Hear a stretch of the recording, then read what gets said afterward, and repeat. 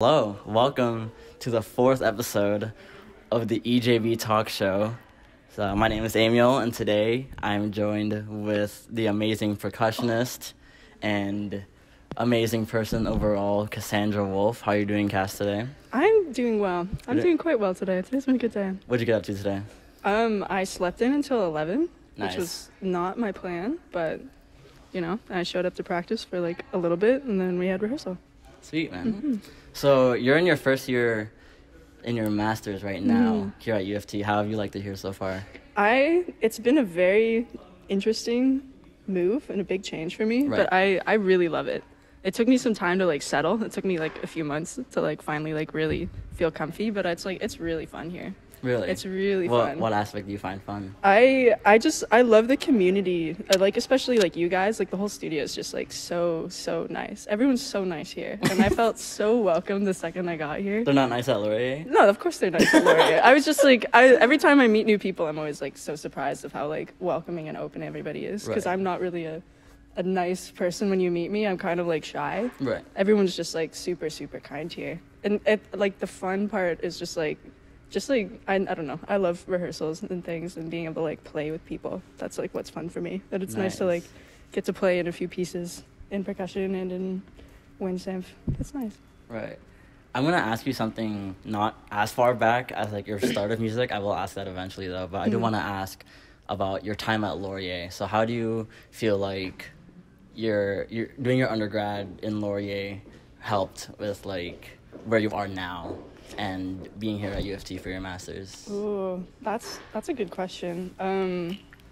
I don't want to say it helped anything, because it's like very different environments. Do you feel like it helped you grow into a musician in a way? Yeah, definitely. I think there was just like, I went through like a big like, like you're in like your early teens to your mid-20s, right? And it's like such a big change to just like suddenly go through all of that. And I think like being at Laurier, through like university, just life in general, right? And I think Laurier really helped me with that transition, I would say. Like just especially like I got to see my friends every single day. Like the community is very small, so like I knew everybody, I could talk to anybody. Like everyone there was like super supportive, super nice. Everyone's on that same journey, right? Of just like being a teenager, becoming an adult suddenly, right? It's just like a huge thing that happens. And I think if I didn't have that, like that support system that I had there, I don't think I'd be here genuinely. Right. Yeah. So I do want to ask you now, what would you consider to be your earliest musical memory of just music affecting you in a way? Or like being intrigued in music. Intrigued in music? I have a story that's like a little kind of like my earliest thing with music. It's kind of funny. My mom, I have a long name, right? Like I have 9 letters in my name. In your first name? Yeah, right, and it was like kind of difficult for me to spell as a kid, because like there's a lot of letters in it. Is that a thing? Yeah. Well, it's like just you had a hard time when you were a kid? It's just like being able to spell my own name. Like it's so long. I never really considered that. Because my name is like an average amount of letters, I guess. Right? My mom, my mom, she would sing my name to me. She would sing like the letters of my name in a little song. Does your mom like music a lot too? No, but like that, she just like realized that that's like what I was like attentive to, and like how I was learning faster was like if she would sing it to me. But she sing it like in the alphabet song, like K-A-S? No, it's I don't remember what the actual song is, but it was like CASSANDRA. That's awesome.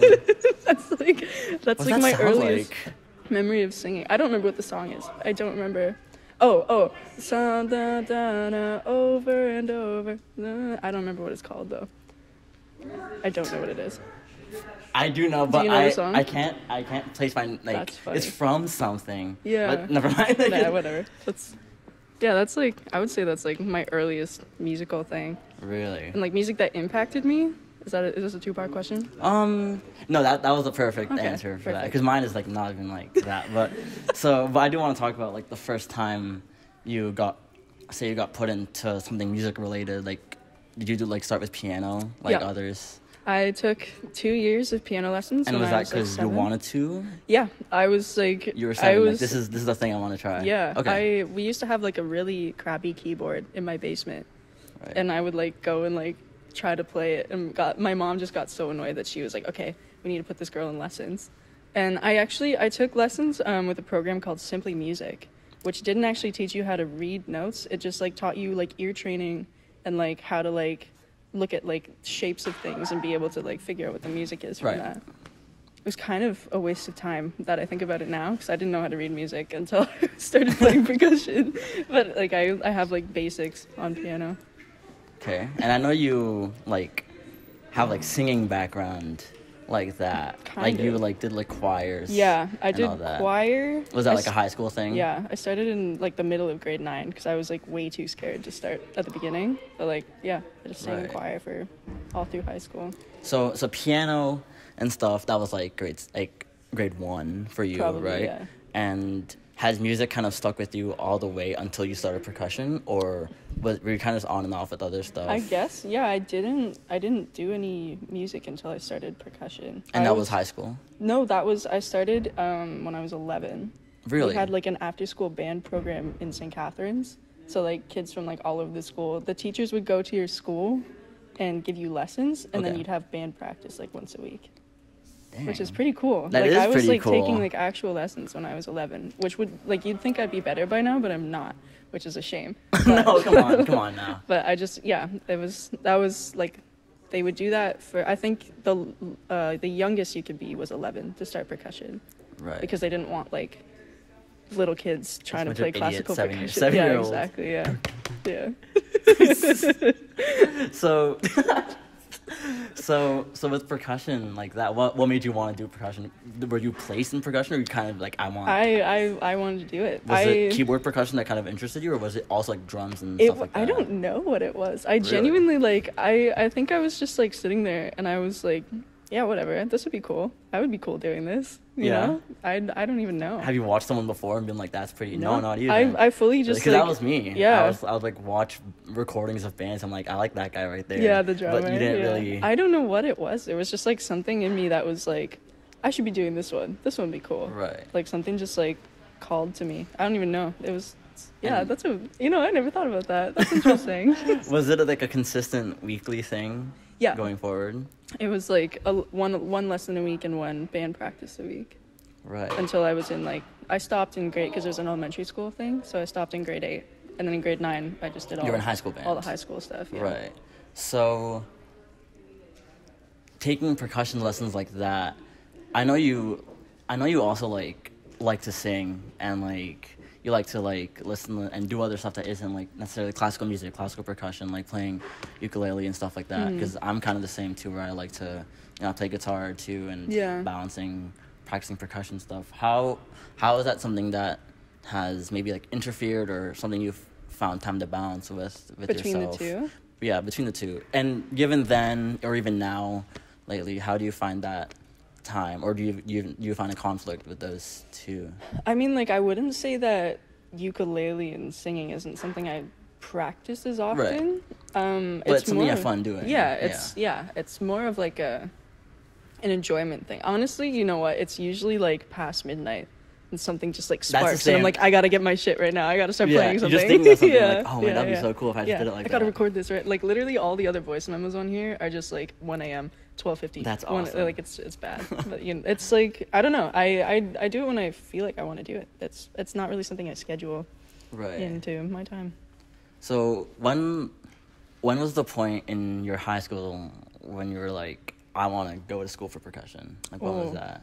That's a funny question, because I didn't want to originally. Did you want to do like some random? Well, I think some like psychology really interested me at the time. Right. Because I was taking a psych class, which was like a lot of work, but I thought it was really cool. And this is funny, but my band teacher was like, what are you going to school for? And I was like, I don't know, maybe psychology. What year did your teacher I was like ask grade this? 11. Grade 11, okay. And he was like, you want to work in a Starbucks for the rest of your life? And I was like, bro. Like, that was fully a conversation I had with my band teacher. And I was like, oh my God. But I think my mom was actually, I keep talking about my mom, but like, she also like, I just remember a conversation with her where like I was like, I really don't know what I want to go to school for. Right. And she was like, well, it's kind of a waste if you don't go for music. Like, why wouldn't you go? And so she's been very supportive about it. Mm-hmm. which is funny. She also like supported me in going here because I actually got a scholarship to go to Western, like a pretty big one, and she was like, no, go to U of T. Really? And I was like, bro, they're not paying me. That's interesting. Yeah. That's really nice though. Like, have you felt ever like, how can I describe it? Like, any point of like nervous that like you're going to school for music? Like, you're not. Yeah, I wake up in like cold sweats every day. Yeah, even now. Yeah. Oh yeah. But how has that been something that you kind of not coped or even like shared, but like maybe like how do you manage with it? Like, well, I think like part of me is just like life is so short. Like, why would I want to start going and studying something that I don't want to do? Yeah, exactly. You know, like at this point, like I even like, because my whole family is like, so like whenever I'm like, yeah, I'm doing a master's in performance, they're like, so what are you gonna do? And I'm like, really? I don't know, but I'm doing it, you know. And I was like at home for Christmas, and that happens every Christmas, of just people being like, you have no future. And I'm really? like, true, you're right, but like, but your parents are so supportive. Yeah, of course. But like, I think like, are they like a practical people, but they're just like very supportive of what you do? Right. They're totally like the most normal white people you'll ever meet. Those are my parents. Like, my dad's in construction, my mom does payroll. Like, white normal people, right? And like, I think like, oh, I got so sidetracked. What was I talking about?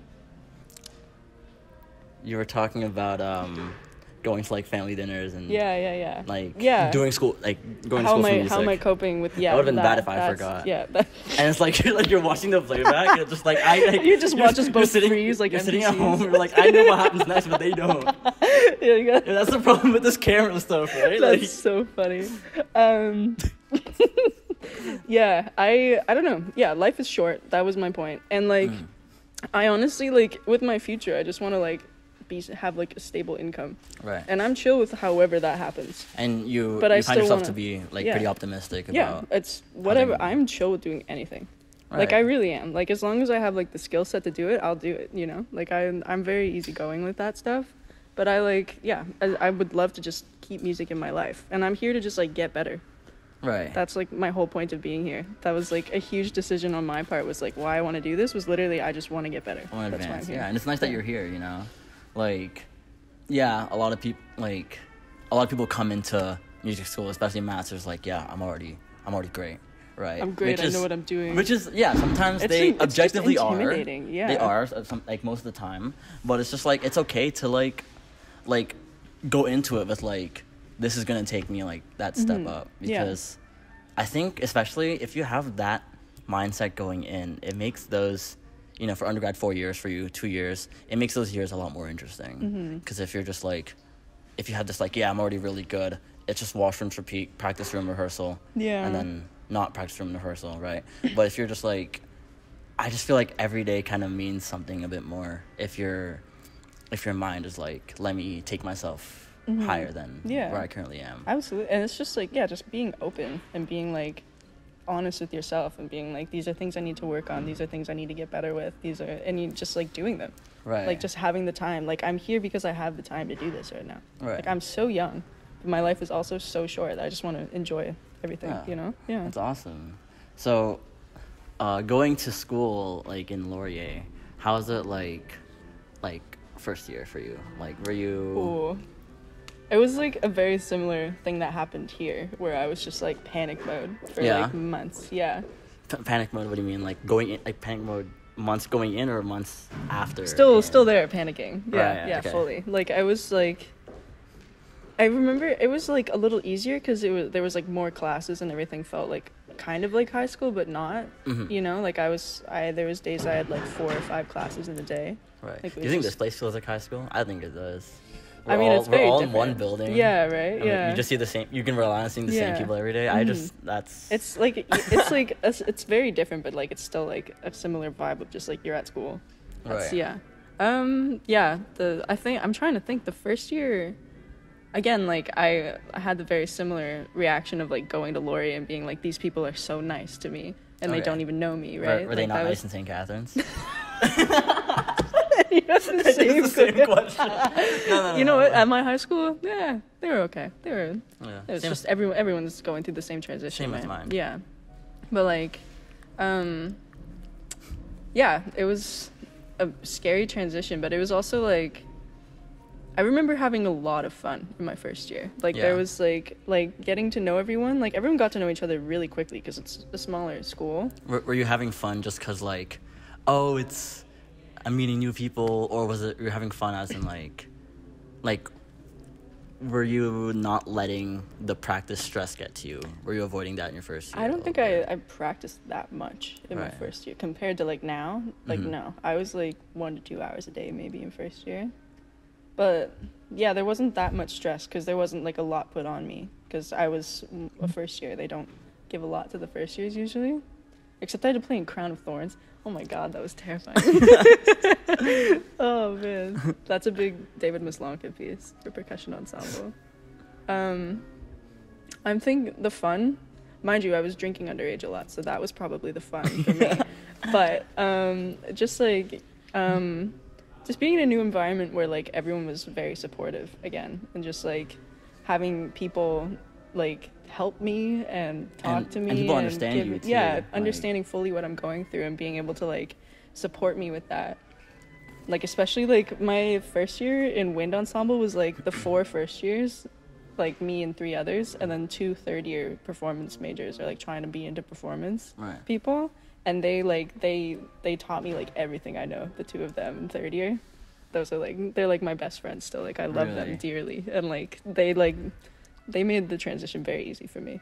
So when you're at Laurier, like you're not placed in a major immediately. Does that change happen in second year or third year? Like to be performance? Oh, a major. Yeah. Sorry. Yes. You audition in second year, you apply in second year, and it's third year is the change. So you become either performance or education. Or comp, or right. There's like a general stream one, right? Yeah. There's a bunch of streams. So your first 2 years are kind of just everyone's general stream, but trying to work towards something. That's interesting. Yeah, because you know how it works here, yeah, right? you just like audition into the program. Yeah. And sometimes you get in, sometimes you don't, right? You can audition into early performance at Laurier. For first year or for second year? Really? Audition for second year, yeah. So were you ever interested in being a teacher at all? Have you ever had like students, music students, percussion students? I've never had students. I was like, when I first went to Laurier, that was more of like the path I was thinking I wanted to do.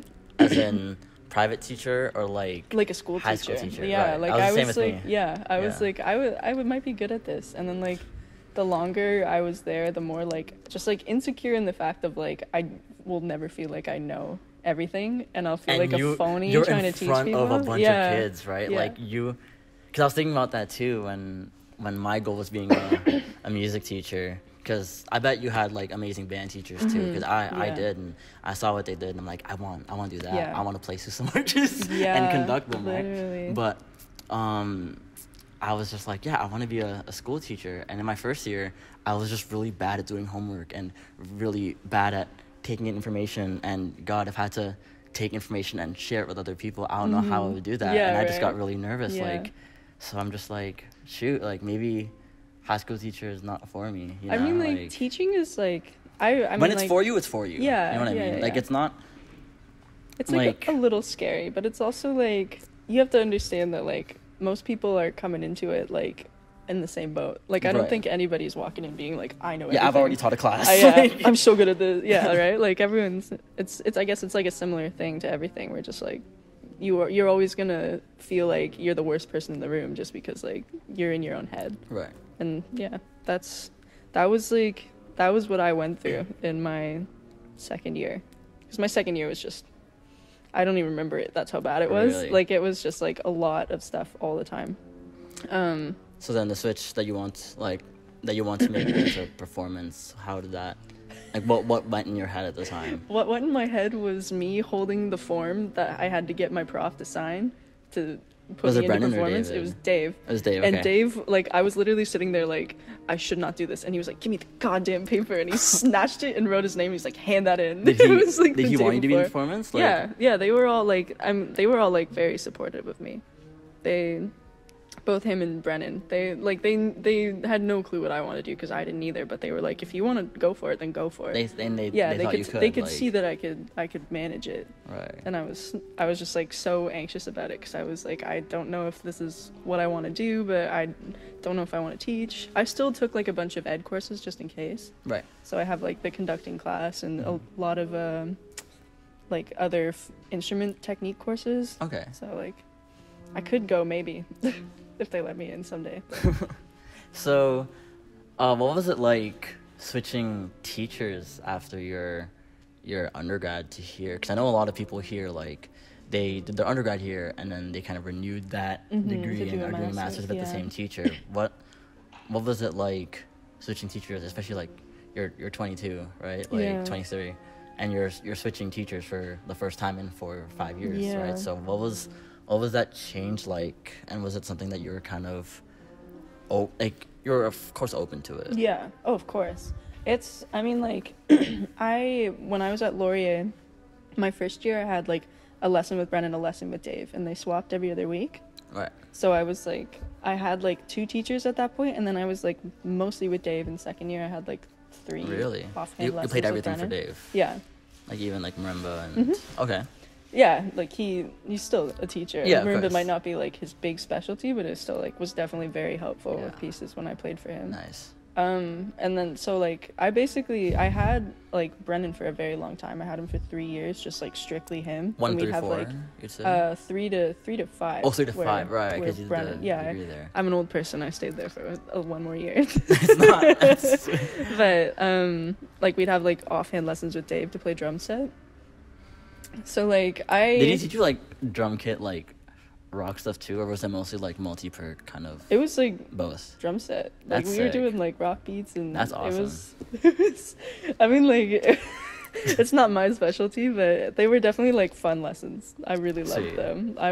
They were nerve-wracking. Like we were all like, oh my god, because none of us are like great kid players, and Dave's incredible, right? And we were all so scared to play for him, but those were fun lessons. I'm trying to the teacher question. Yeah. I'm going on to like no, it's okay. That's my 17 bad. different paths. But like so I was used to like having different teachers before. I honestly like it wasn't that weird coming here and just having new people. Like I expected like Bev is exactly what I expected her to be like, and Ayun is exactly what I expected her to be like. Really? I was just like I was fully like prepared for both of them somehow. Like I was just like Ayun's probably going to be hard on me and it's probably going to be great, and it is. Yeah. And I was like Bev's probably going to be chill with me. It's going to be great, and it is, you know. Mind you, like they're both like very helpful. Yeah. In just like different ways, but like very helpful. And they're really good at having it at the same time. Yeah. I'd say. They both have like very different opinions on like sound and like the way things should sound. Yeah. Like Bev is like more of like, oh, you should play it like this, and Ayun is like, this sounds off, fix that. And you know, and you're like, it's like fixing things in different ways, which is like really helpful. I really like it a lot. All right. So I'm gonna start wrapping stuff up, but I do want to ask you, what are personal musical goals, and if you want to throw in like a little self improvement goal for this year, 2023. For 2023. Yeah. My musical goals. I think my musical goal is to probably find like my own voice and identity in the music that I make. Like you feel like you're just running through pieces? Sometimes I do. It's just like I feel like you've been running through solo rap for 5 years. I feel like I'm scared to put my individuality into it. What do you mean by that? Like I feel like I'm like scared to like really be vulnerable in my own music. That's like something that I've been like really working hard to like try to. Do you feel like a sense that you're detached from it and you're just it's like a separate entity from you? Yeah. And you well, just like haven't. we just had that guy come in and give us a Daniel, presentation. Yeah. And like the way that he was like, yeah, like you being bad is not you. And for like so long was like if you play something wrong, that's like not you being a bad person. Like being able to like not have yourself attached to like your own mistakes. And like I put up that wall like so many years ago of like I can't like put that, like I can't let any of the mistakes affect me, but I also didn't let the music affect me either. Like that wall was like blocking everything. Right. So that was like a big challenge a few years ago, was like trying to tear that down. But I still like, you know, there's always things you can work on. That's like my big goal, is like putting myself into things more and like really just like letting myself be me in the music. mistakes or not, you know. Well, I wish you the best for that. Thank You've you. been an amazing guest Aw. today. This has so far been my favorite episode. sorry, everyone else. Screw you guys. No, come on. I'm just kidding. No, but this is Aw. actually very awesome. Aw. Just send this to Brennan. So, Hi, Brennan. you probably like it. You probably would. No. Hi, Andy. Oh, it's Andy Andy. Bush. Second appearance. No, yeah. Oh my god. Thank you guys for watching. This has been Cassandra Wolff on the EJB Talk Show. And yeah, Yeah. peace out, guys. Peace, guys. Peace. Have a great day.